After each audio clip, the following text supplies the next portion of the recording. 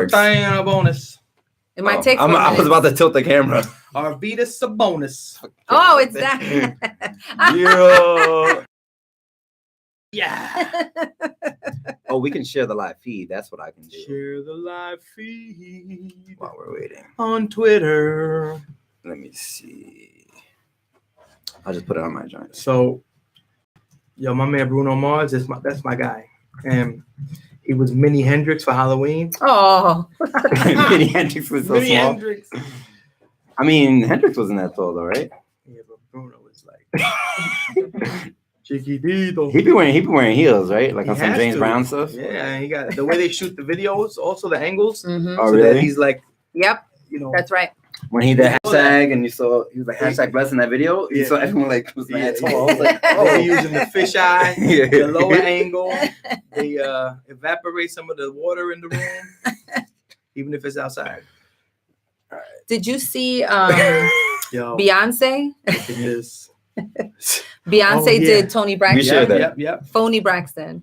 Yep. But why mean- what's her name? The Kardashian mother, the Chris. Chris what's her name? Kris Jenner? I don't know what she goes by now. But she was like, "Oh, thank you, Beyonce," because why she thought that Beyonce was imitating her. No. She tweeted a thanks online. They, Yeah, they do that shit. She knew. Someone was like, "Do this. It'll be great. You'll get a you'll get mad. You'll trend." All right, here we go. Oh man. So I shared it. I sent you a messenger if you want to reshare. Oh, You want to reshare? Yes. Go to my page, reshare that YouTube live stream. Okay. Someone said hi over there. Who said hi? Rene, you on Oh IG? yeah, Beer Wax. What up? Oh, what up? Hi, Beer Wax. I'm doing the wave. Nice. All right, All right, cool. then. So share this one. Nah, the one I just shared Okay. like the live Oh yeah, eat it. video. That Oh, one. this one? Okay. And then put we're on. Yes. Okay. We're live in full effect. Calling on my lovelies. How's our audio sound? Anybody know? You need headphones? How's the audio? Well, what? On the YouTube. How's the audio? Because I have it on this surround Oh. speaker thing. I don't want to see if it's catching it well. Okay, good. Yeah, we're just doing some mic tests. This is our first time having an in-studio guest, Yeah. Dr. Shirley. Hey yo. So we're trying to make sure everything's perfect. Shirley Yes. Leyro. Shirley Leyro. The audio sounds good? Yeah. Nice. You hear all of us? You hear Rene breathing? I'm a mouth breather. Oh, we got Arsenio audio in the back. Nice. Yo, what's good? These lights are hot. Renee's like cut out of the shift a little bit. Bro, I told you Oh, but then I got the wide body Benzo. Oh yeah, that's good. all right, cool. There we go. 8:30. What And up? this What up? is What a up? good. This is a good angle. For you? Hello. Yes. Actually, me. well, It's you're right about in front me of the and my mic. angle. You're in front of the mic now, so it's perfect. So yeah, so we're here, RevFit Radio, season 6, episode 4, in the house. We're live on YouTube right now. So if you're watching the YouTube stream, thank you for coming. Go ahead and draw a little thumbs up and subscribe to the YouTube page. That's a new YouTube page. So don't think you're subscribed already because you follow RevFit NYC. Nah. This is a new one, new jump off. El nuevo. And then we're on Instagram. Well, Shirley and Rene are on Instagram. I'm in the background. Instagram. So we watching the gram. Hola. So if you have any comments, questions today, What's feel better free. for the ratings? Podcast, YouTube, or watching the live on the gram? What's better for the ratings? YouTube. Whatever, man. However they absorb it. Yo, you heard that? We don't care about the Yeah. ratings.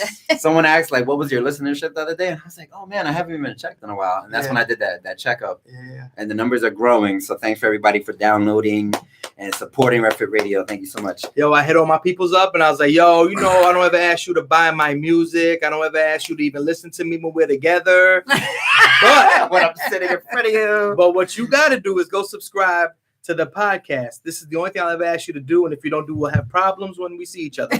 And they was all like, whatever, bro. And then I was like, nah, for real. And then they went and all of them was like, yo, we've been subscribed. So they've been Oh, subscribed. that's what's up. That's what's up. That's dope. So if we got 4 people that were gone and came back, I told them unsubscribe and then resubscribe. There we go. So hopefully that boosts. Subscribe, resubscribe. Yeah, does that 3 work? times. Does that count? I don't know. I think And if then they they do it have at a to- certain hour, it like resets. For real? I told them go in the bathroom and say RevFit 7 times in the dark. Candyman. And then a vegan cupcake. Look it up. So yeah, so I'm Shawn Garcia. Shawn Garcia. Why you gotta say cupcake, right? It's a I'm fat joined joke. today by my co-host. Yo, it's your boy. They're gonna call me Webicito today because I'm trying to be web internet famous. He came into the we're in the People's Forum. We'll talk about that in a little bit. We came into the People's Forum. They were playing the clave. They were doing a Puerto Rican Yo, independence. You got me hyped, yo. This Puerto events. Rican pendant I'm wearing manifested out of nowhere. Actually, my hair came together, unified on its own, and bang, got created. Sick. The clave. You're like a Care Bear, bro. I know. I'm like this is my, what do they call it? I don't know. If you look The at the thing that the heart comes picture, out. you'll see that I really do have a Care Bear Puerto Rico thing going on. Yes. And that's a cliffhanger, For those whatever, to listening get to you the to audio. go back. To Word. check it out. Check it out. And we're Check it joined out. today. We'll do the intro and post production, but we're joined today by our good friend and returning guest. I think you're our first returning guest. Nah, Yeah, I yeah. think we have one other, but Friend of the show. first friend in-person of the returning guest, Dr. Shirley Leyro. What's up? Hi, everybody. So Dr. Shirley, last time you were on the show, we were at your school. You were doing an event on the Central Park 5. Yep. And they actually, this is just super random and has nothing to do with anything, but they started filming the Central Park 5 Netflix original film, and they was filming it down the block from RevFit.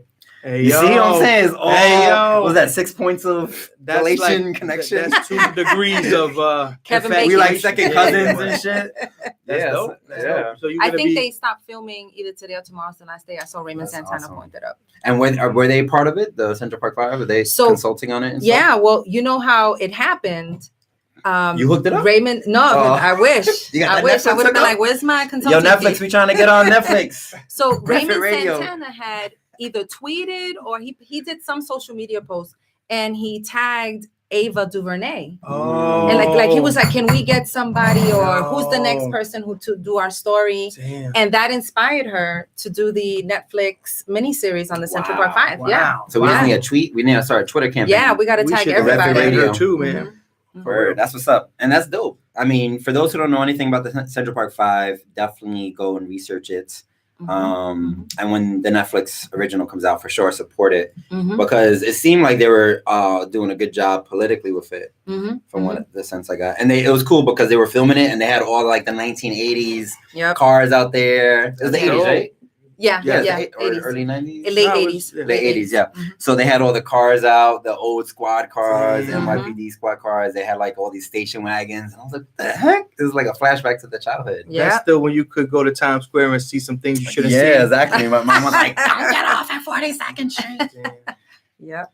Word. Speaking Before of the it became 80s. Disney. Speaking of the 80s, y'all see the mustache? Hey, Freddie Mercury. You thought it was a game, like it was like Halloween, the remainder, but nah, it's real. So if you're watching the video, you can see it. But if not, definitely go over to my Instagram. We're gonna be talking about more of this next week, but I just wanted to give a quick shout out. I'm doing this Movember challenge fundraiser. So I shaved off all my facial hair except for my mustache, and I look like Freddie Mercury with dreadlocks. Yep. According to Shirley. Yes. He does. Indubitably. Yes. And when I got it, I was like, first of all, I've never had this shaved in my adult life. Like the last time I had just a mustache was when it was just Peach Fuzz. Oh man. First grade. Yo. Exactly. We want to see that picture. I got the school pics. So yeah, so I was like, oh man, because at first I was gonna do the whole thing, and like, because there's a couple different ways to do the November challenge.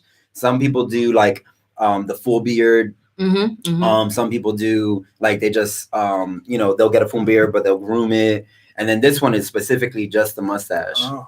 For the Movember one. So next week we're gonna actually have guests on from the Movember Foundation and talking about the work that they do. A pretty dope foundation that does a lot of work around men's health issues specifically.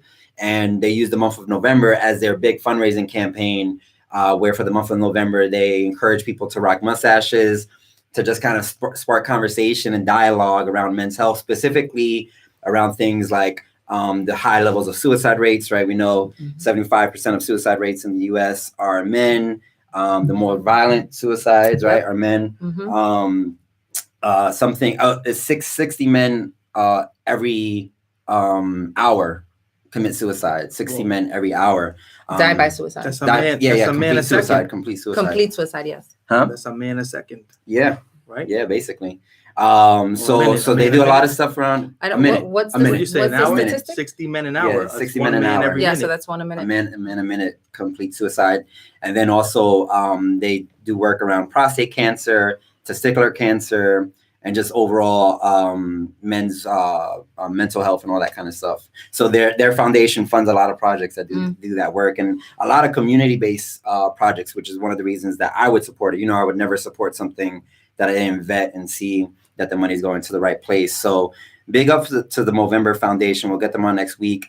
If you see my mustache on Instagram or somewhere, make a donation. I'm trying to raise $500 for the foundation this month.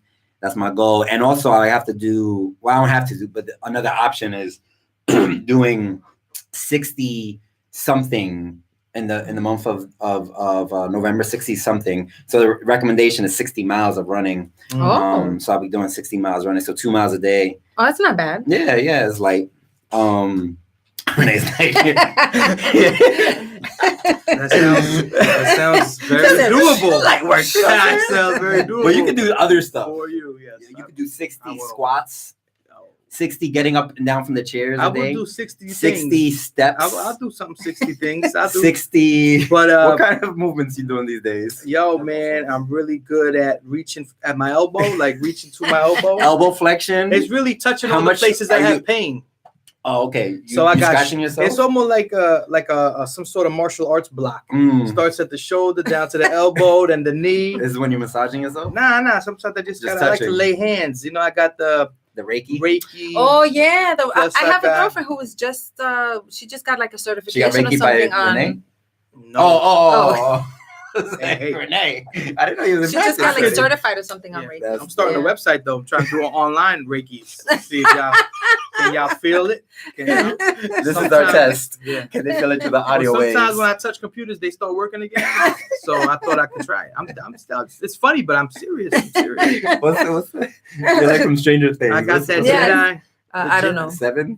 Yeah, 7. I don't know. 7. I saw the first season. I didn't see the others. You didn't see the second season? No, not yet. I'm saving it. It's good. I'm saving it for a good, binge night. Word. So check out the fundraiser and watch my progress on the runs and all that kind of stuff. But more importantly, make sure you're paying attention. 60 cupcakes sounds like my kind of thing. Shout out to the Instagram. Yo, who's that? Iris. Iris. There we go. And also, too, that's another thing. So just because you're not a person who might be able to grow a mustache doesn't mean that you can't participate. So you can get like a full mustache. There's like, they have like this cool feature where you could do selfies and superimpose a mustache. Maybe filters. They got like filters. Yeah, like filters. Yeah. So it's for everybody. It's just the mustache is kind of like the signifier. So yeah. Looking like Burt Reynolds. And Tom Selleck. What did you say? Tom Selleck. He does look like some kind of merger between Freddie Mercury and Tom Selleck, bro. Like for real. Give me a cowboy hat. Yo, I'm trying to figure out a way to describe the way it looks in person. And the only things I can use they sound disrespectful, but it's not. This is such a compliment, what I'm about to say. His mustache looks like the most healthiest bread that you could find, but the crust, right? But also if it was burned, only because of the color. Look crusty? No, I'm saying it's not that burned crust color, but also it looks like the kind of crust that's not burned, like that, dense, that nutritious shit, man. All right. So I got that. I got that sourdough bread mustache. Cupcakes, bread, this is my wheelhouse. My power zone. I was driving, bro. Had to get here. So there's that. And then the other thing I want to mention before we get going, because we're already 12 minutes into the show, is I took some CBD oil. So I'm a little nice right now. It kicked in a couple self-care. Yo, the CBD, I use a 4-to-1 ratio. We've talked about this before, 4-to-1 CBD to THC ratio. But I'm such a lightweight that I think I feel some of the THC today. You're definitely levitating a little bit. I thought I was leaning when I was talking to some people upstairs. I was like, am I leaning? And then, you thought it was a beard, like you lost your facial, the balance of the wind hitting your face. The cafe, they were like, "Do you need water?" I was like, "I guess so." Is that right? They asked you that? But I think they were just being nice. Oh. Hopefully, Yeah. You need some milk. I feel like I see an aura around you. So I'm a little quiet today. That's what's going on. Nah. Words. So what's today's topic, Rene? We're talking about things that involve immigration and folks that are, they have all sort of manifestations of symptoms of things as a result of feeling like they are in danger of being deported. Right. Really hot topic right now, immigration here in America, things happening. I mean, always under this current administration, there's constant attacks against the immigrant community. Not only this administration, Obama as well. The highest deportations in the Obama administration. Most deportations. So don't think this is a Trump thing, but definitely we're dealing with Trump right now. And so there's a lot going on. Midterm elections are coming up in a couple of days. So hot topic. So we wanted to discuss it. And we have Dr. Shirley, who has some expertise on the matter. Hella expertise. She's going to be humble about it. But tell us what you do. Tell us a little bit about yourself. Well, so my research is looking at the impact of deportation on not just the individual person who is vulnerable to being deported, but also their families, their communities, because there's always a contagion effect, right? So, many people live in mixed status families, meaning there are documented people, there are citizens, there are undocumented people just living in the same household. So the stress of being deported is experienced, the stress, the anxiety, the uncertainty, the trauma is experienced not just by the person who is vulnerable, but also by their family members who worry about whether or not they're going to see their loved one again. Co-workers, and then the stress that's felt in the community, right? When a person is removed from the community, sometimes people start relating, right? So if you hear of someone who is detained or was deported, it kind of stresses you out because you're like, oh my God, who's next? Right? So I look at, that's what I've been focusing a lot. My original research was looking at the criminalization of immigrants and how deportation is used as a form of punishment and to justify, right, the violence that the deportation is. But what I've been finding, both in my dissertation work and the work that I'm doing now, is that the stress, the uncertainty, the anxiety is manifesting itself in many ways, but in very traumatic psychological ways, symptomatic of PTSD even. Some people have been expressing depression, suicidal ideations, right? Which, one would think is would be the most extreme, but it's very common for people to feel that they're depressed and, so that type of trauma. And then now I'm also conducting a study of feelings of belonging and membership, because belonging and membership also plays a role in mental well-being. And so I'm examining feelings of belonging and membership among students that go to college students. In particular, my study is CUNY, because I teach in the CUNY system. And I've been looking, after the election in particular, I started to see the anxiety that, the students were going through, but also a lot of promises. After the Trump election. After the Trump election, right? Like literally that week, I had people reaching out to me. That night, people were like, Oh, it was So you're a professor at CUNY, and for those that I know, that's a City University of New York. We got international. The largest, it's the largest urban university in the nation. Right. So why do you teach at CUNY?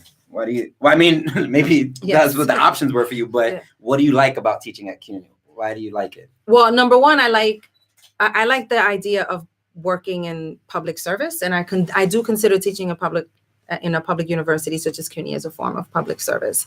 In addition, because of the high numbers of people that look like me, and you and that come from our neighborhoods, I think it's important for me to serve or show that you can, for them to see what they can be. I'm not your typical, I don't look like your typical, college professor. And I think it serves as a good role model for them to see. We talked about last week when kids go into Rene's, well, not kids, well, the kids, but also the parents, when they go into the school and they see Rene, they're like, You're the teacher? Yeah.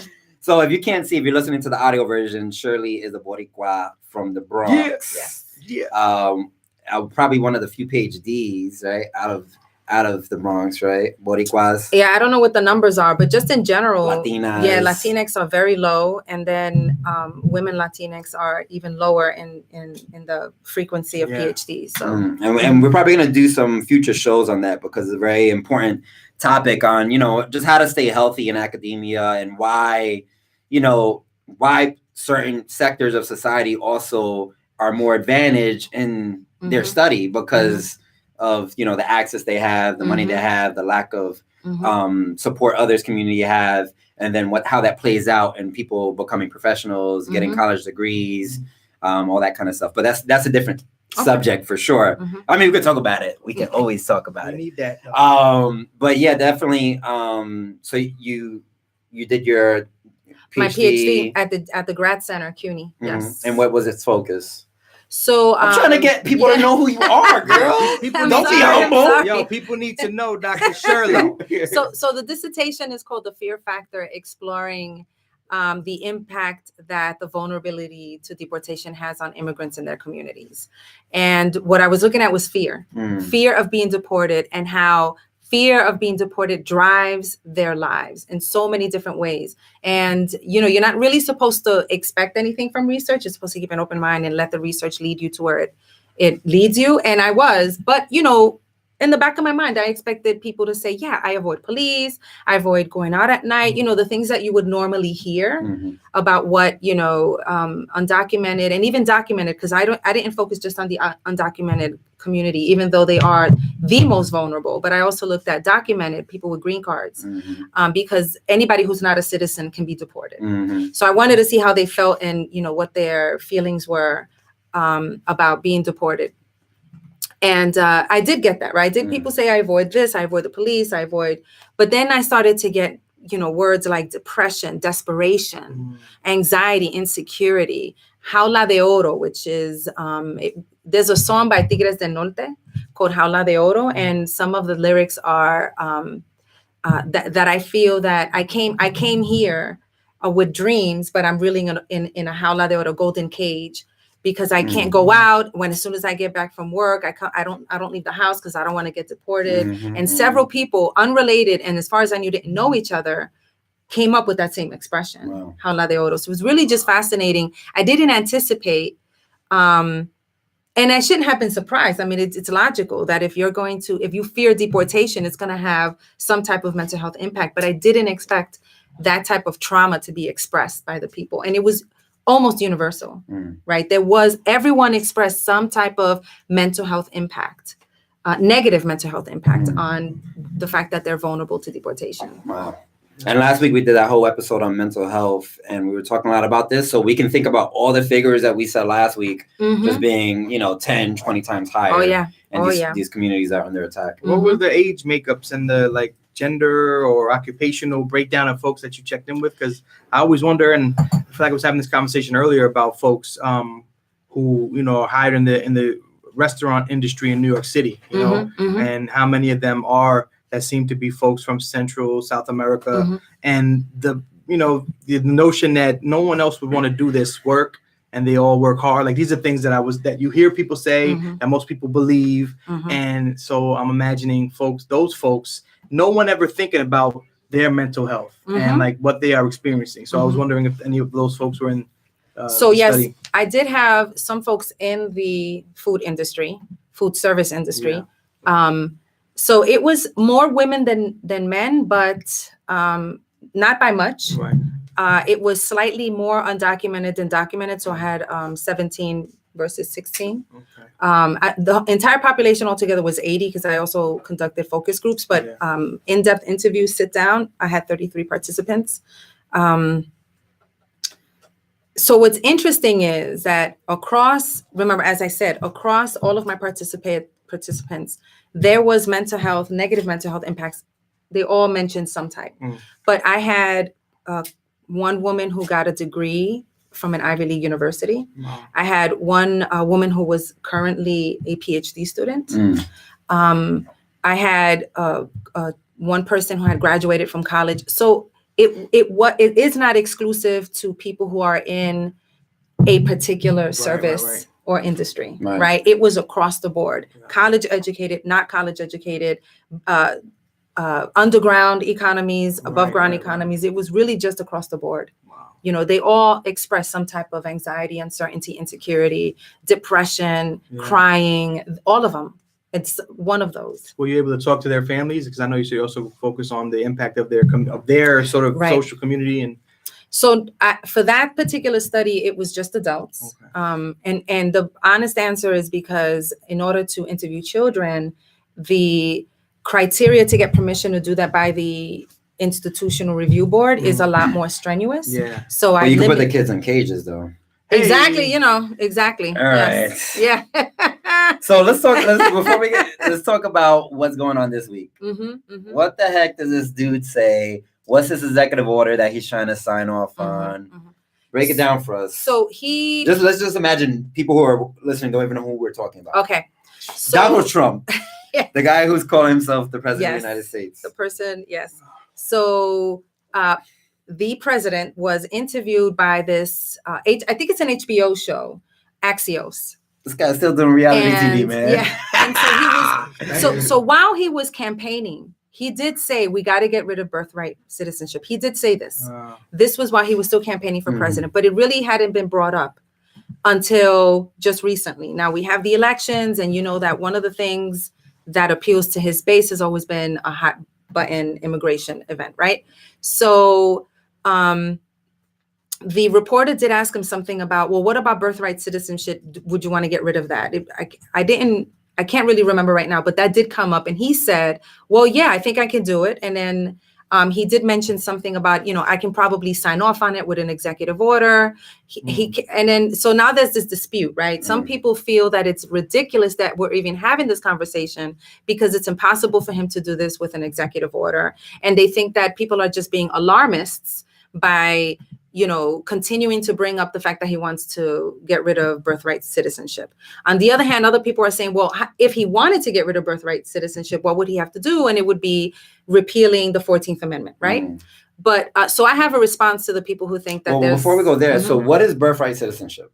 Birthright citizenship is anyone who's born in the United States, irrespective of the citizenship of their parents. If you're born in the United States, then you are a citizen of the United States. Currently, that's currently how it works. Yes, and that's how it's been for. And I heard this argument. Well, in 30 other countries, there's no birthright citizenship. Like, oh, that's how we justify getting rid of this? Because he claims, I think it's 30 other countries do have birthright citizenship, because he claimed in the interview, no other country does this. We're the only ones who do it. And in fact, there are another 30 countries that do it. And so what's the 14th Amendment say?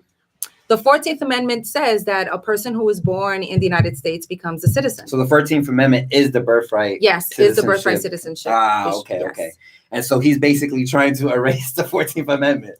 Yes, that's exactly what he's trying to do. And he claims he can do it with an executive order. And then some people are like, no, of course he can't. He would have to have some type of congressional support to repeal the 14th Amendment. How does he get away with saying these things? The same way he's got the same way he has gotten away. First Amendment or whatever. Yeah, exactly. The First Amendment got his back. And nobody holds him accountable, right? Everybody thinks that everything that he says is so ridiculous. Don't pay attention to it. Don't give it any power. But then he goes and he does try to enact a lot of these things, right? The Muslim ban, he tried to do it with an executive order. And that's like the cops in New York City, though. They be doing some stuff that is not legal, but you're like, damn, I really don't know my rights. They just do it. That's why we know your rights. Yeah. Even if you know your rights. Trump is really taking a tactic out of that book of the NYPD of just I mean, he is a New Yorker. He knows what it is. Yeah. But nobody holds him accountable for what he says, right? Yeah, I was watching something and they were saying how man, you know what it was? It was Bill Maher, and they had Bill Maher. Yeah, I'm not a fan of his. But Bill Maher. He had the dude who only was a week.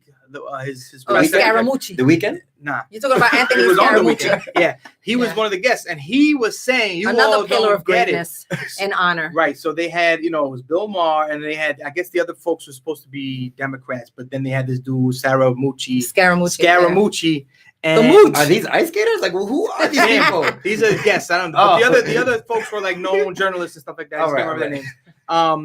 and one was a woman, by the way, who was the interplay was so like it was ridiculous. They weren't even really looking at her or talking to her, and every time she dropped something heavy, it was sort of like, what? Like they didn't know what to do with it. But she was the one that was saying the hottest, most sensible stuff. Anyway, he was saying you all don't get it. He is not even trying to tell the truth. He's trying to mobilize his base and capture folks who aren't really sure but are tired of being sort of left out. All that stuff that we heard of. Right. But this is the first time I heard someone say that this is a tactic of his. It's not like he's stupid or he's just no. He is not even interested in the facts. He knows that he can sort of like get everybody worked up, and then he can sort of like do whatever he wants to do. The nonsensical stuff is strategic. But he broke it down, and he was they started jumping down his throat and not letting him speak. And I was like, yo, y'all. But what he's saying is that his lies are really like a distraction. Yeah. But the fact is that a lot of the stuff that he says he wants to do, no matter how ridiculous and no matter how it serves as a distraction at the point.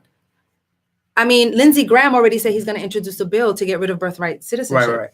Right. So he is trying to get these things done. So when he says 30, no other country does it, that's the part where he's like, he gets everybody talking about how many countries are doing it versus not, and then he just makes shit or tries to make things happen. And I was just like, damn, I can't believe. I mean, I can hear that it's a good strategy, but it doesn't make sense that he's that smart. But So let's play devil's advocate as best we can. How could someone argue that birthright citizenship is not a good thing? Let's try to just paint that picture for people. I don't know how to argue in favor of that.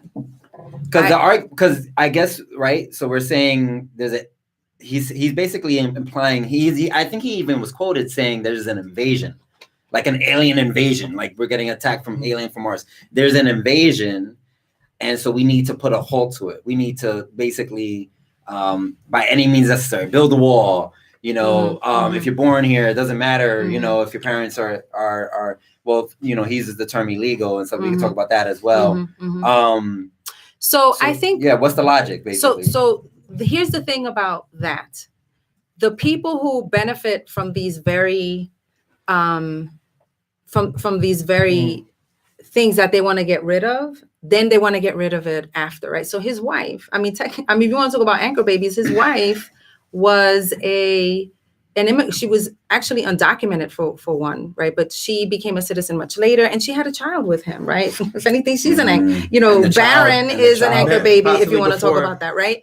In addition, if we want to talk about, so I think this is just another way to dehumanize and target people of color. But in fact, if we're going to talk about a population of people who are taking advantage of the 14th Amendment, if you want to see it that way. But there is an industry right now where Russians are paying a lot of money to, for a time, come to Florida and rent spaces on Trump properties and give birth here because of birthright citizenship, right? So they very wealthy Russians come to the United States and they have babies here. Now, I think I saw that on the TV show. Yeah, and it's true. And they rent. Yeah, no, this is real. And they rent from Trump properties, right? We could just say the 14th Amendment was created because this is a land of immigrants, right? And so the 14th Amendment had to be created in terms of like justifying, you belong here, you have citizenship, we can kick out the indigenous people, whatever. Right. It was created because there was a question of who can be a citizen, right? And they wanted to the 1790 Immigration and Naturalization Act was about who can be a citizen. And at the time, it said only white people, only property white people, right? And then white people, exactly. If you weren't a property owner, you can't become a citizen. And then they expanded it to non-property owners, but only white. And they specifically excluded Blacks and Native Americans, right? And then they tried to, it's all of this is a path to exclusion, right? Our citizenship laws were always very exclusive. They always excluded certain populations of people. And so the 14th Amendment was, if you are a child of a slave, even though slaves couldn't be, right, citizens, but if you're a child of the slave because you live here, you are a citizen, right? That's part of it. I'm not I really should be more versed in how to respond to this, but that it is related in that sense to what was happening with exclusionary citizenship laws. Well, the way I found out about it is because you retweeted or tweeted this imbecile. What's his name? What's the guy? The comedian, the Latino that was like, "Oh, I'm Latino and I'm liberal and I'm saying." Oh my Perez God! Oh, Perez Hilton. That clown. Perez Hilton's Latino. He's Cuban. Oh no! Sorry, Arsenio. He is revoked. Yeah, he's Cuban. Yeah. No, he got his card revoked. Oh Yeah. my God! And so in his he got heavily criticized. People for were what he getting at said. him. So And what did he say exactly on Twitter? He said, "I don't always agree with Trump, but," and now you already know he's gonna say There you something go. wrong. He was Anytime like, someone says I- but, That's like, I'm not racist, but you know, I'm about to say those something people- hella racist, right? So he was like, "I don't agree with Trump, but I do not agree that people who are children of," and I believe he did say illegal immigrants, but you know, we hate that word illegal, but he did say illegal immigrants shouldn't be given citizenship yeah. just because they're born here. So they got at him on Twitter. Yeah, It was a Twitter storm. Yeah, because he's I was a clown But he loves statement. those. Oh Twitter yeah, that's storms. but I believe that he believes irrelevant that. anymore. Like Huh? Yeah, right. Maybe it's This to is make his- himself more relevant. Yeah. Maybe. some Yeah, Trump yeah. stuff out there. So so people got at him. They got at him, and then he recorded a video saying, "I also agreed when the Obama administration got rid of the preferential treatment that Cuban were being given in terms of Some conservative this guy documentation." revealing No, but himself he's to a be- Latino liberal. Yeah, right. A Cuban Sure. Latino liberal is what he claims, right? But I think that Yeah. it's real easy, right? His family's already here, right? So it's real easy for people who are already here to all of a sudden say, "Well, none of these things are fair." But the fact is that everybody who is against birthright citizenship at one point has benefited, or their ancestors have benefited, right? So everybody wants to pull the ladder up from under them, when this nation in their position is a product of many of the policies and practices that they want to get rid of. I mean, even just like people saying we don't need college anymore, people should go to trade schools more often. I don't know any person who says that who didn't go to college. It's all college graduates who say that, right? So they get to benefit from a college education. And now they're saying nobody needs college. Let's go to trade school. We need more plumbers and electricians, which we might need more plumbers and electricians, but that doesn't mean we don't need college too. Right? Well, it's also, I mean, it's like on that, just to go on that point, is like someone shouldn't be limited in what they want to learn. You know what I mean? Right. And there's already a lot of limits and barriers on getting access to college. But that actually brings me to the other thing I wanted to start discussing was, let's talk about, I mean, we definitely are going to have follow-up shows. We said we want to invite some of your students who are immigrants and come from some young families. yeah. We're Puerto Ricans, so we are colonial childs. So is a forced migration on us, and is a little bit different politically. But I think it's important for us to paint a picture for folks, especially if you're not from the U.S. If you're listening to this radio show, you have no idea what immigration is like here.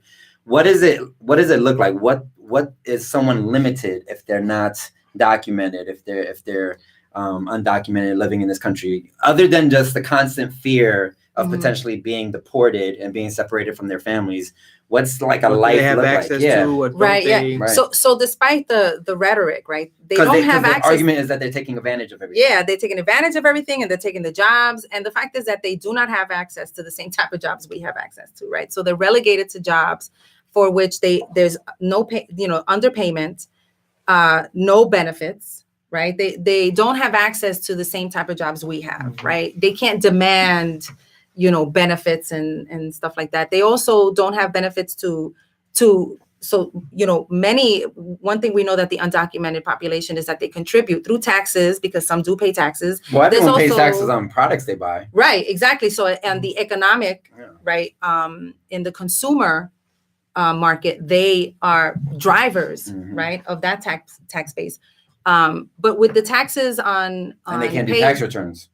But they also they pay into Yeah. Social Security, right? They are subsidizing right now the Social Security that they can never collect from. Wow. Right. So people who are collecting Social Security right now, they are contributors to that, when they will never be able to benefit from that. Right. They also don't benefit from public, right? Because now there's more access depending on the municipality that you live in, but they don't generally qualify for some of the public benefits that citizens are. They don't qualify for, and at least, as a professor in a college, they do not qualify for financial aid, right? If it's a private scholarship, it's one thing, but the scholarships that most students and financial aid that most students qualify for, these students cannot. They can't apply for them because they don't qualify. So now you have students that want to go to college, talking about going to college, right? Now you have students that want to go to college that cannot, they have to finance their own, right, education. So many of them go to school. That's another reason why, it's hard to get some of the students to come in at 7:00 on a Thursday, because they work, right? So they go to school and then they work and then they go home and then they have to repeat it all over again, right? Because they don't have any financial aid. So they have to finance not just their education, but also help out, especially the young people who have DACA, because this allows them to have a work permit, and that does allow them to get the jobs that they normally wouldn't be able to get because now they have a work permit. But now there's a sense of responsibility. Many of them are financing themselves, their families. I remember one kid was able to get a car, so he was able to, drive to and from work, and he was terrified he was going to lose his car once DACA was, once they said that DACA was going to end. I mean, it was, And the path to citizenship, DACA. How's that look currently? So the DACA does not provide a path to citizenship, right? DACA is deferred action, which means it's kind of like a temporary reprieve from deportation. Deferred action. So deportation would be deferred. Although there's no guarantee, right? Because in February of 2017, we had a documented young person. I forgot his name. It's Samuel, I think. That I forget his name, but he was deported and he had DACA, right? So there's no guarantee against deportation, but DACA does not provide a path to citizenship. And DACA was considered to be kind of like this compromise, right? Because the DREAM Act that for years, right, they were trying to pass did provide a path to citizenship. It allowed for a period of time, as long as they got the original version, right? Because there's been many, many versions of the DREAM Act, but the original version said if you complete 2 years of college, or take 2 years towards a 4-year degree, or 2 years of military service, and there's like this 6-year probationary period, then you can apply for a green card, and then that allows, right, a path to citizenship. So there was a path to citizenship with the DREAM Act, which is why they're still trying to push the DREAM Act.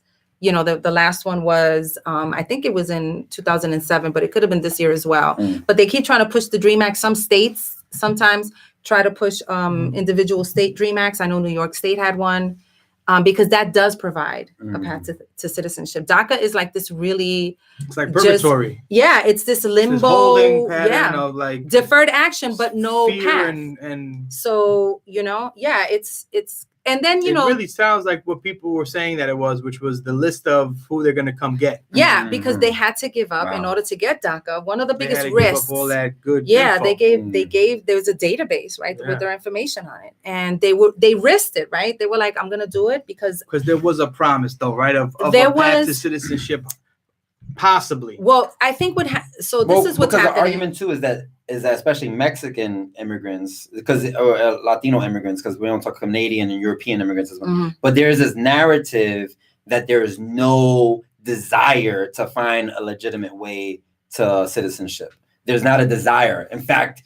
they're reaping benefits, and they like the fact that they don't, they're kind of living in this they underground choose that life. Right, they're choosing that life, right? You have people who are like 40 years, and they say, look, they're not even learning how to speak English and all this kind of stuff. Wow. Yeah, so...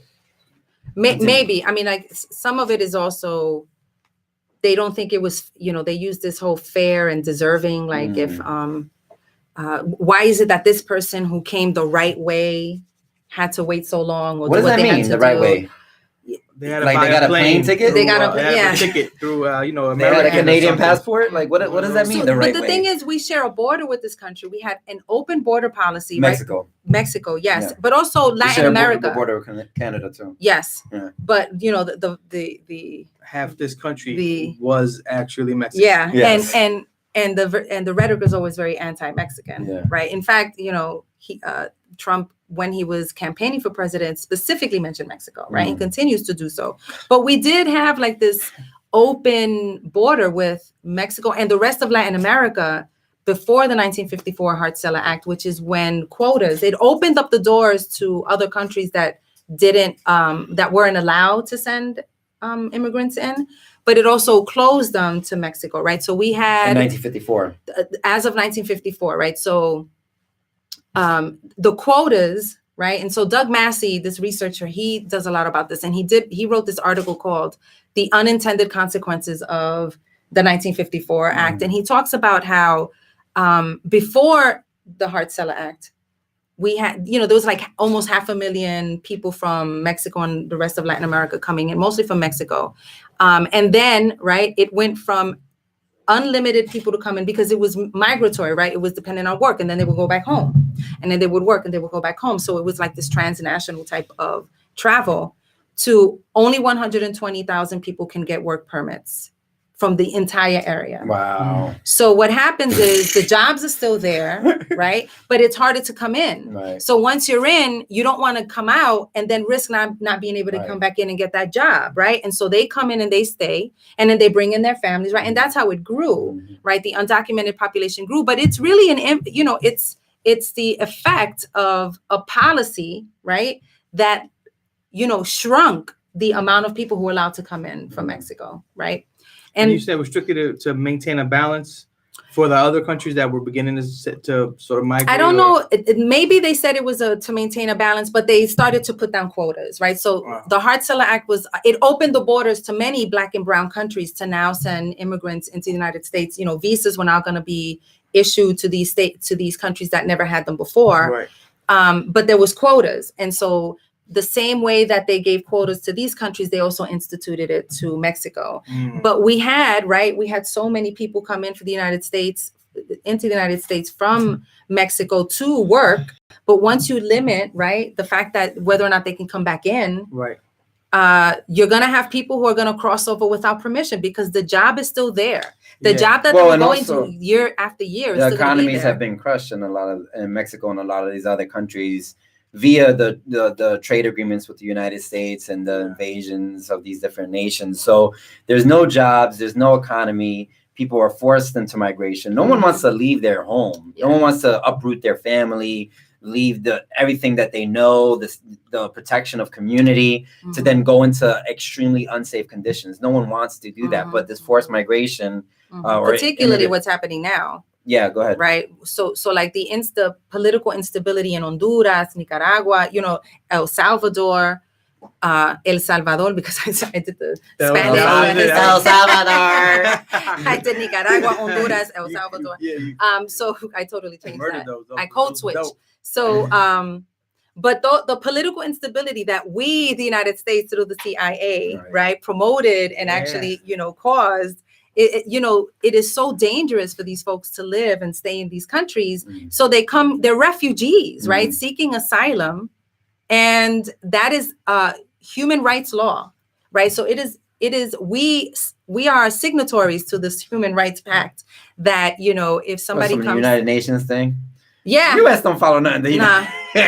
We actually, let me tell you, so check this out. We were one of the people who created the International Criminal Court, and we refused to sign and ratify our membership to the pact that binds people to the International Criminal Court. But we're free of being judged. So here, we're ridiculous and so hypocritical. Nobody knows. None of so this, the so-called caravan, which I hate that expression because you think caravan and it's like merchants and people that's not what's happening, right? You have people putting their own life at risk, but little children, this is not the conditions have to be terrible conditions. So for them to risk their lives and their families' lives in this way, things have to be really bad. But they're not committing any type of crime, right? Because it is part of international law to seek asylum. Right. And then this whole thing of why don't they seek asylum in Mexico? Mexico is also, as you pointed out, unstable in many areas, and it's not safe for them to be in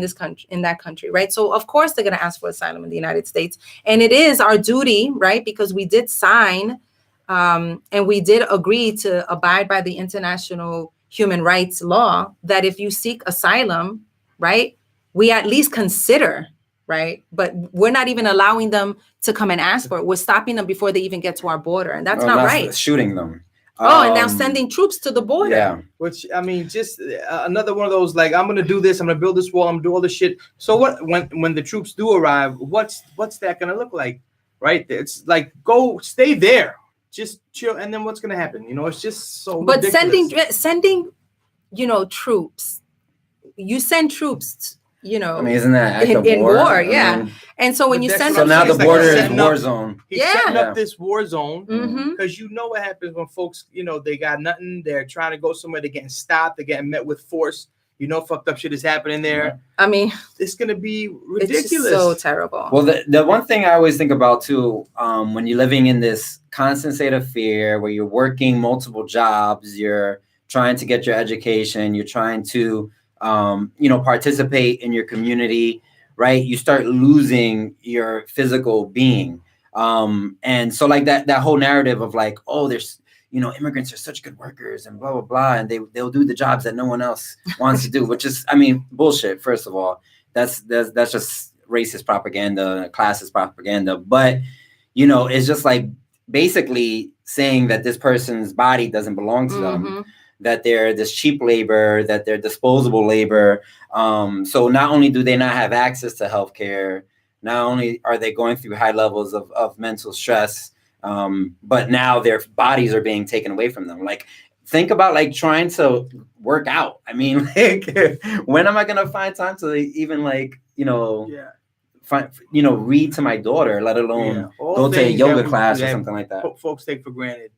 I think that's an excellent point, right? Then even the narrative that people think helps this population is kind of dehumanizing. Yeah, it is. Right? It's really bad the way we forget the humanity, right? And the agency, right, of these folks. And I think, right, it's almost like when they say, you have to help the people of Puerto Rico because they're citizens too. No, you have to help the people of Puerto Rico because they are human beings, right? And so it's not that these, the immigrants coming are hard workers and we want hard workers. And, it's also, you're exceptionalizing immigrants as deserving. And then when you do that, then you're calling another group undeserving, right? So we want to get away from that type of talk about this is why we want them, because that's like monetizing a group. So it's like, okay, we can experience a boost in our economy with these folks coming in, they're hard workers.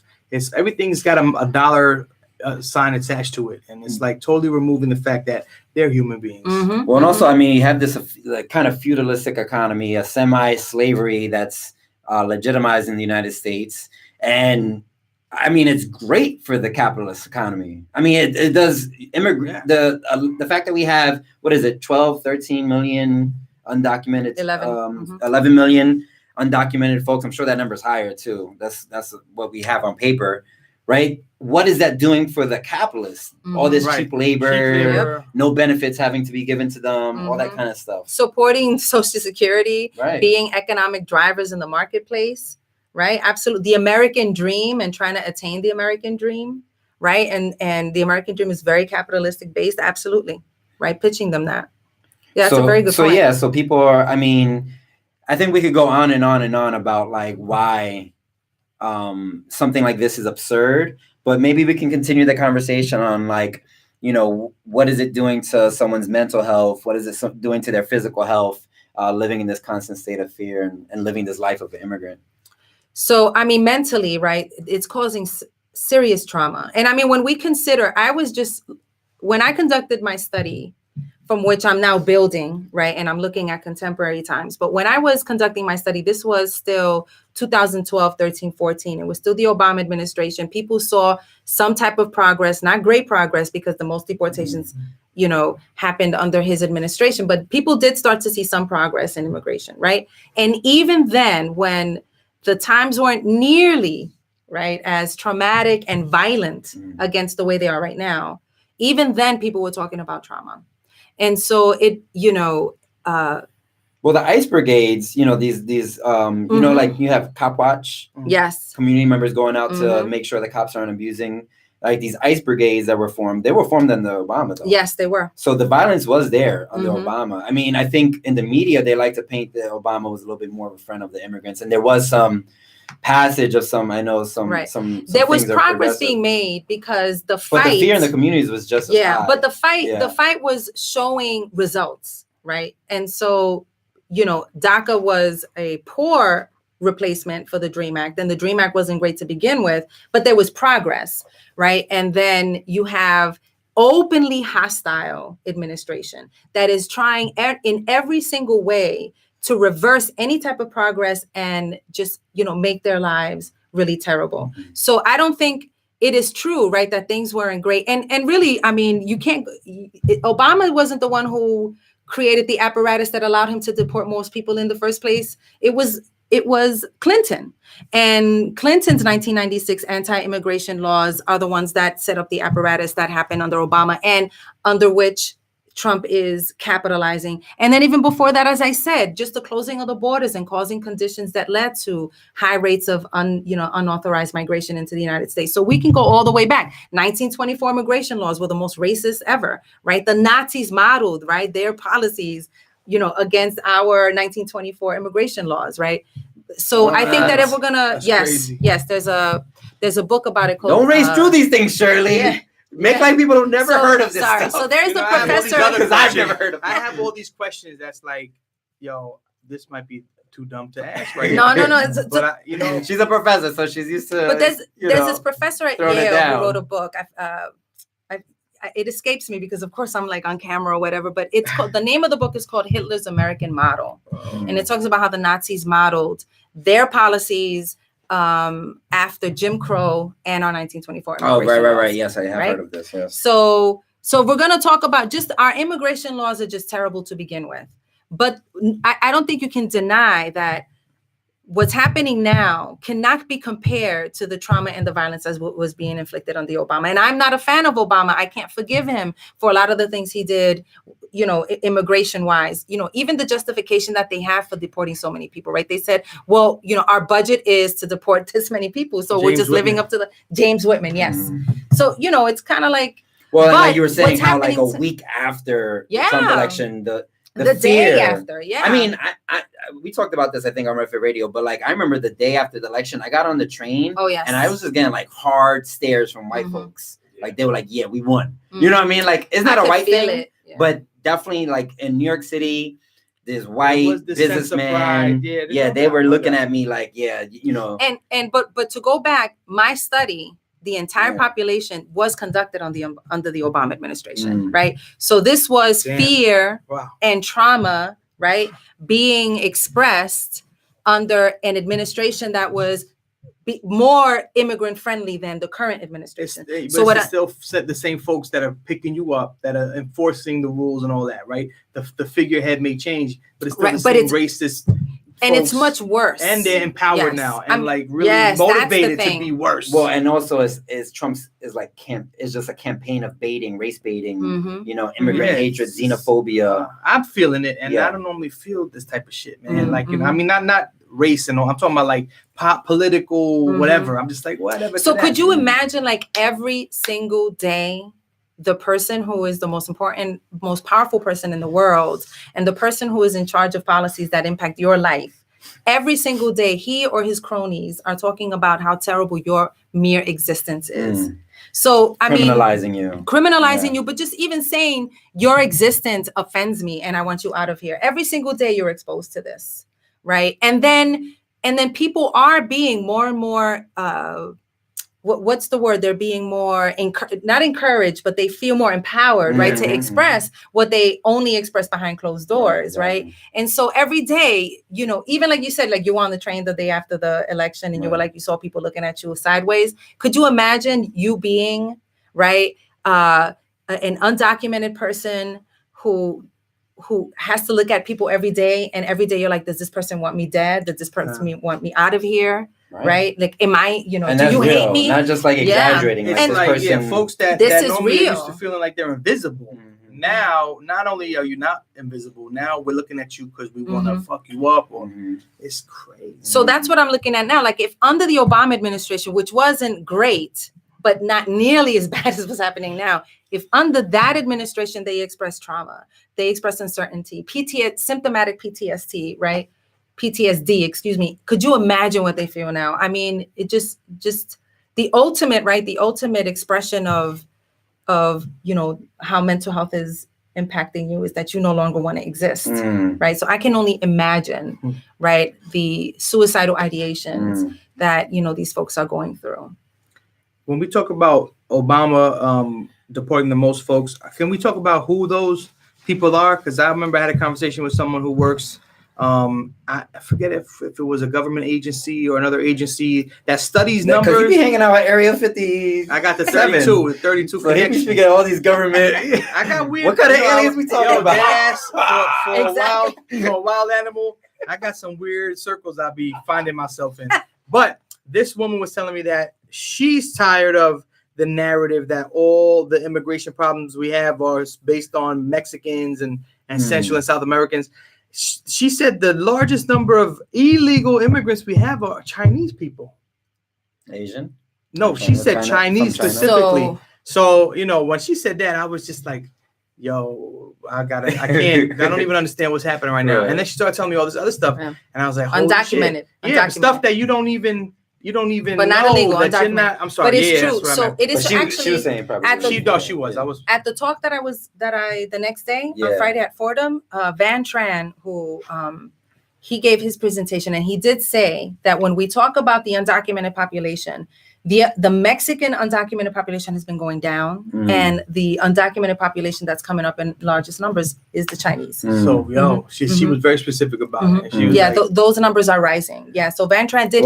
Living in East Harlem, the highest is like European. There's like all these like people moving into the neighborhood with heavy ass accents, skin color preference. Or talking about I only have a 6-month visa, so can I get a membership deal? But who talked about the language? Like people get offended when speak English. Oh but yeah. You go to Brighton Beach, you go to Coney Island, and you don't hear anything but Russian. Yeah. Right. There are people who've never spoken a lick of English in those areas. You never see anything. You never hear anything about that. It's the same thing in Little Poland, right? In Greenpoint. So, and when we talk about we share a border with Canada, there is plenty of unauthorized immigration coming from that northern border, but nobody ever talks about it, right? Because it's really more about the people who are in our country. Black and brown people. Yes, exactly. And so, and you keep saying. And consistently, I'm sorry, but consistently, when you look at who's getting deported, the top 14 countries consistently are Black and brown countries. Consistently, those 14. And so those with that if we looked up the data, that's all the Obama deportations. Yes. All mostly black and brown countries. And this is such a Muslim, a topic that I just Muslim dominant countries, I'm sure. A lot of that. I mean, I wish I would have brought some of my. We could put it in the show notes. Yeah. The other thing I want to say. So why are we not using the term illegal? Well, so number what's problematic about that term? So a few things. Yeah. The main one, I mean, from a moral aspect, you are defining somebody by their status, and it takes away their humanity, right? So no human being is illegal, right? That's what you hear. That's what their the t-shirt existence, says. Just them living and breathing, right? And I think Maria Hinojosa says, illegal is a noun, and I remember she gave a really cool argument, but just factually, it's not correct, right? So a person who is in this country without authorization is in the country illegally, right? Because there is a law that says you need documentation to be in this country, but they are not illegal. So it's the same thing, like it's illegal to double park your car. But because you double parked your car, you are not illegal. You're not illegal. Right? You're not illegal. Refer to you. Right. Right. Rene, your hair so you're illegal. Yeah. You illegally parked your car, right? But you are not illegal. But in the hood, wasn't that the thing? Whenever you got in trouble, yo, that's illegal. That's illegal, yo. But you don't say you're illegal, right? You never say you're illegal. So, that's true. That's true. Just factually, it's incorrect, right? And in addition to that, when we use, like, a lot of people conflate illegal and criminal, right? For people, it's illegal. That means it's a crime, right? So when you start calling people illegal, right? Or you even just use the word illegal, you start criminalizing them, right? Because people don't think illegal, that means that it's unlawful because there's a law that says that you're not supposed to do it and therefore it's illegal, but it's not criminal because there's no criminal law, right? People don't think that way. They think illegal, criminal, boom, that's a criminal right there. Well, I mean, just the one of the child detention centers in Harlem was like literally half a mile away from RevFit. Oh, is yes, one of the the one. detention Yeah. centers. Mhm. So I mean, like calling folks illegal and criminalizing them, then you could justify putting kids in cages. And we treat them that way, right? Prison buses with the age kid old seats. dehumanization tactic. You make them wear jumpsuits. You make them wear jumpsuits the way people who live in prisons and jails are wearing them. They are being overseen by people who are dressed just like correction officers. They are being housed the same way people who live in prisons and jails are being housed, right? I mean, they are treated the same way people who have committed crimes are being treated. And not that people who commit crimes are treated terribly, right? But these people have not committed crimes, but we treat them the same way, right?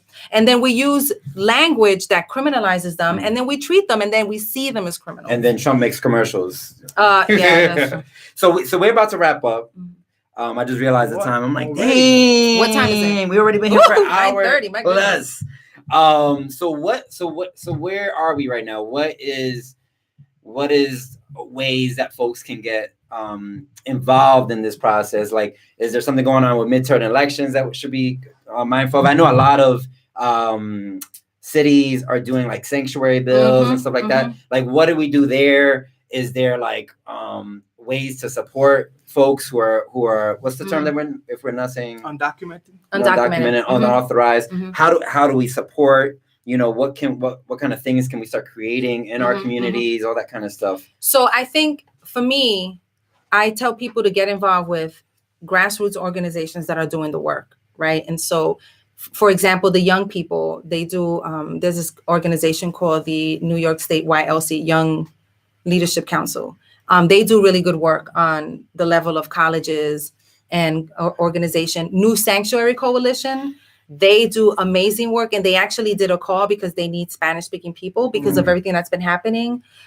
People who've been coming into the Tuesday clinics, they're just being overwhelmed. And so like they need people to come in like every Tuesday and be able to commit the time to be able to translate from Spanish to English because of the people who are coming in. And so I think that just giving our time to organizations that do the work and need the work, I think that's a way. And voting, I know it sounds, very, curmudgeonly, but I think that it makes a difference to vote and who you vote for. I mean, really, it does. There's and I don't believe in shaming. I mean, I would say too, I would say for congressional voting, especially, I think even more on a local level, voting really does matter. Yes. Because these local politicians can have a lot of influence, good and bad. But, presidential, people are just like, oh, my God, another, but on the congressional level, I mean, we can get some good people. And I'm not shaming, and there's a lot of bills and stuff that you can vote on when you go to the ballot. And hold the people that you vote for accountable, right? I mean, this is what we want. You represent us, and this is what we want you to do. But I think that, these organizations, when you get involved, they're also actively and civically involved and engaged. And they will also, give you some direction on who are the people that are our allies in Albany, in DC. Well, and also their orientation is like, this is a long-term struggle.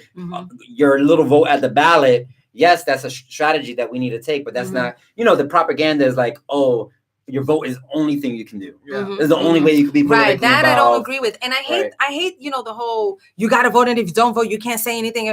Because you didn't vote, so shut up. No, that's not how it works. And also, you're putting the onus on the person, and it's not, you have to convince me that I should vote for you, and you don't do you're not doing a good enough job. I shouldn't be blamed for that. Right. And the folks who are being most affected by these policies and the potential passage of bills and stuff like that, they cannot vote. They can't vote. So there's some responsibility, I would say, for those who do have the ability to vote, and who can support this progressive legislation. I think so too. Yeah, I agree with you. Cool. Also, don't sleep on running yourself. Yes. Right? Like get yourself together and get some folks that are down to support you, and that might be able to work some things out for us. I sent earlier to you the sticker on the train that someone put, the anti-fascism. It was a SWAT sticker, and it was like the no smoking sign, and they put it like strategically on the train where the no smoking sign usually is. No smoke, no radio playing, no fascism. And I think during this kind of era where there's so much propaganda from the administration, doing this kind of street art, this street propaganda can be really, really effective. Iris was talking about, like saying things like borders are fake, no human being is illegal. So this is stolen land. Get stickers together, signs together, start throwing those all over the trains and start changing public opinion, and showing showing folks who are scared Mhm. and who are living in fear because of this potential of being, killed and deported. Iris, keep being chatty. Yes, Iris. It's like We make need them you over here. Yeah. make our brothers and sisters feel protected. Let them know that you live in a community that supports you. Don't listen to what these figureheads are saying. We love and support you. I think that's really a key part. I always think of, whenever I'm talking to, my immigrant brothers and sisters, and I'm just trying to let them know, like, this is ridiculous. This is not what we represent. When I'm talking to like RevFit groups outside of the US, they're always like, what is that president doing? I'm like, that is not, where the mass public opinion is. But that doesn't get shown on TV. So we have to kind of do that guerrilla warfare. Arsenio got something. Samuel says art is a really powerful way of showing others they aren't alone. Yeah. Yes, that's right. You see a mural, you see, I mean, there are a lot of organizations that sell shirts that, sell buttons and things like that. Just you can support. I think that's a great way to do it. Sometimes you can even just put that idea in someone's mind and they can sort of be thinking on that the rest of the day. But you talking about community building, I know we're running out of time, but I feel like that's important too, right? Look for the organizations and the places where you can go and receive that support. I went to a place in the Bronx, I forget the name. It was a brownstone converted for young people, LGBTQ, and I gotta look the name. I put it in the show notes. They had I don't know if I can say this, but they were a safe space for undocumented folks, right? I mean, like super safe. And I was like, that's crazy. The fact that there are places out there that have, and so I'm wondering if there are symbols and things, and if there has to be a network of folks that or a place you can. It's like in Blade. You ever seen Blade? The vampire. But there's like the tattoo, and you're like, oh, this is a vampire spot. Exactly. I could come here.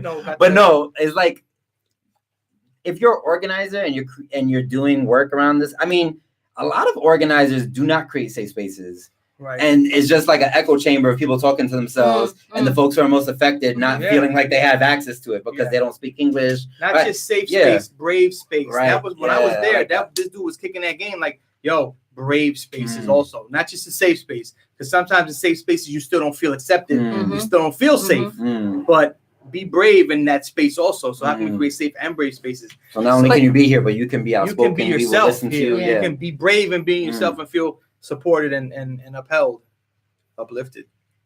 But it's like when you said sometimes some spaces are not safe because people are in their own echo chamber. I think that when you're an ally, and I was just taught this by some of my students, sometimes you don't want to overtake their voice, and they should, they want to speak for themselves, and they should speak for themselves, and we should stand behind them, right? We can stand next. Stand back. Yeah, I'm telling you, either next or behind them, but not in front of them, not take over their voice. And even just, I was writing an article. We did a whole episode on this, Shirley. Oh, yeah? You should have been here. Yeah. Episode 2, season 6. Check it out. I was writing an article about stepping up, stepping back, right? How to be an ally, not to take over the voice. And then I texted some of the students, hey, do you want to give a quote? And one of the students was like, I don't really feel comfortable you asking me this. You're asking me for my labor and you're not even giving us like authorship. Like, and it was very humbling, right? Because I didn't realize that I was actually doing exactly what I was writing.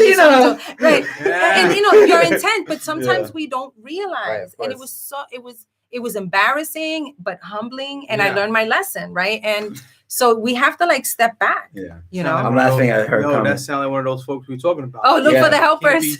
Can't be wearing Jordans and an activist. So what happened though? Like, so you end up giving credit? Yes. So one of the students is co-authoring. No. She's co-authoring the article with me, and she's gonna be first author. It's funny because that doesn't seem like labor. We're thinking about thoughts. I know that thinking is work sometimes. But this is because I think what it is. Time to think. What it is that people have been making their name, their doctorates, their articles. No doubt. On the stories of these young people, on the stories of these undocumented folks, and the undocumented folks don't see any type of return for it, right? They're still suffering, but this person is now getting a book and getting exposure on the backs and the work and the tears, of these folks.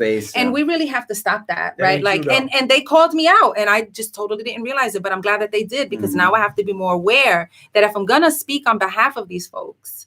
And I did ask, the students, I asked them to come, but they couldn't come today, but we'll bring them in another day. But if we're going to talk about these folks and their plight, we also should include them in the conversation and have them speak for themselves as well. Well, in 2005, when the big immigration struggle started here in the United States again, when it reemerged, what was it, Sensenbrenner, that bill. I forget. Well, in any case, Yeah, that's I know which part one to you're talking the about. protest No, against so- that. But there was on May Day in New York City, there was like 1.2 million people, mostly Latinos, mostly immigrants or family members of immigrants, and a lot of them were undocumented. Mhm. And I think sometimes people believe in the left as progressives, oh, these people are too scared in general, so they're not going to engage in the conversation. And that's true. It's scary if I know that I could potentially be putting myself at risk. I don't want to be on the limelight. But if you create the safe spaces and you create the struggle, the people's struggle, that people feel like they're protected by this struggle, and they should feel protected. That struggle should be made to do so. People will speak out for themselves, and we have to make sure that when we're in positions like Shirley's saying, to give the voice, to hand over the mic, that we're doing so. We're not hogging it, kind of thing. Yeah. Stand up and step back. That's yeah, I love fly. it. Yeah. I use that all the time now. Yeah. Shirley, how can people find out more about you? Are you doing any speaking? Any events? Are you on social media? I will. So the last speaking engagement was last week. I'm now going to be at a couple of conferences, and then, I'm trying to get some sleep. But you can go to my website, Shirley Leyro, ShirleyLeyro.NYC, or you can Google me, Shirley Leyro, and it'll come up. And what's your Twitter? My Twitter is Dr. Shirlo, so it's DRSHIRLO. She's heavy on Twitter too. She's always inspiring me to get back on Twitter. I do it for like a day, and I'm like, fall off. Twitter is high maintenance. Yes. Twitter is very high maintenance. Yeah. Very. But you got to be there to have that conversation with these idiots. Yo, Dr. Shirlo is the illest. I had to come to talk to my young people. Yo, nobody does it like her. I'm giving her the heavy cosign. Are you a teacher? Do you run an educational kind of program? Do you work with folks who are, are affected by the issues that we're talking about? Invite Dr. Shirlo. Oh. Get her there, get her speaking, get her paid. You know what I'm saying? Get her paid. Let's make sure that this good word is going out there. And if you work, with the same population, I want to bring you into BMCC where I work, and I want you to talk to my students, because I think my students benefit from this type of exposure. Not just my immigrant, undocumented students, but also the students who come and take my classes. I mean, I think not enough of them are exposed to, the realities of what's going out there. And they do benefit from hearing people on the ground doing the work. Yo, big up to BMCC, yo. Yeah, BMCC. Bro, Manhattan Community College. Arsenio, your BMCC product? Lehman. Oh, okay. You put your thumbs up like, yay. CUNY. CUNY. Yeah. There we go. Listen, yes, BMCC, but also Dr. Shirlo, because some of the flyest shit I've ever been to in my life was because you put it together at BMCC. Activism through art. I met some of the dopest people I've ever met in my life. Central Park 5. I followed the Central Park 5 joint. Hunter. Hey, yo. Yeah. Dr. Shirlo. Yeah, We got good tats. stuff. I'm getting a tattoo of her face on my arm. Yes. Support Dr. Shirlo. Support all your brothers and sisters who are undocumented. Yes, Iris. Support the people. Yeah. All right, RevFit Radio. We'll see y'all next week. Peace. Until next time. Peace. Yeah. Press N. There we go. Okay. Nice. Are we still on there? Just ended it. Nice. Perfect. Woo! Nice. 100 minutes. Coño. Damn. Wow, we were talking. I know. No, but we started early. Like a 4 minute. I know, like 4 minutes early. Nice.